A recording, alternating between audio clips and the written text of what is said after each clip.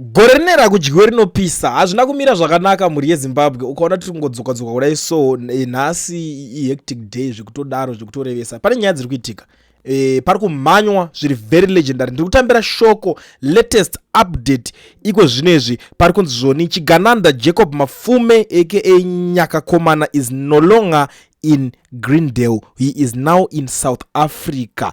Kana ari kuGreendale ngaatore kapicture akamira pagedhi pake zvese nemukitchen. Nyaya iri kuitika ndeyekuti Mudarageza akauya akaintroduce chinhu akadedzera maadresi epanogara vakomana ivava padzimba dzavo pese everything achiannounce Zvigananda top 10 yefirst target yevanhu vari kudiwa. Mafume ndiye meya weHarare saka pane pachidiwa kuti asaita any mistake yekuda kuzodisappear nezvinhu zvinenge zvichidiwa zvekukanzuru because you know kuti kanzuru chinhu chekuti chinenge chine mari yakati wandei. Pakataura vanhu vakawanda ana George Guva Matanga ana Whitney Uchivhayo ana Scott Sakupkanya vakawanda the list racho rakakurisa but iko zvinezvi ndopatava kungomuka tichinzwa kuti Jacob Mafume is no longer in Zimbabwe right now ari kunzi arowa pasi aridza matai. Ndogara ndakazvitaura ndikati tengeranai matai because pachamhanywa maburn outs chaizvo. Tiri kuona kuti zviri kuitika munguva inei, munguva yedu, munguva yerevolution yaMudarageza ameno kuti zvinopera sei mhuri yeZimbabwe. Saka ndakoti aiwa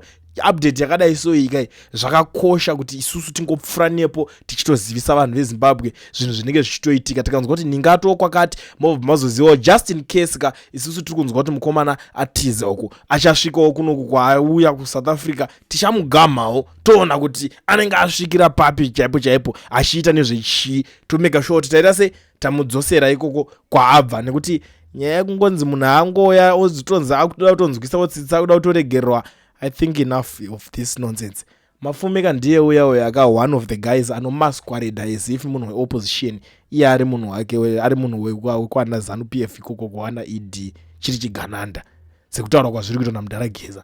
So this is the current situation. Saka ndangoti ngoya ndingokuzivisa ndo zviripo. Ngatisangane mu comment section. Bye bye. Kulian TV team VAT asi vanhu vachishamsika. Kulian TV haichatsika saka subscribe wozolaika nechawana zvesapa nachichazosha everybody say Kulian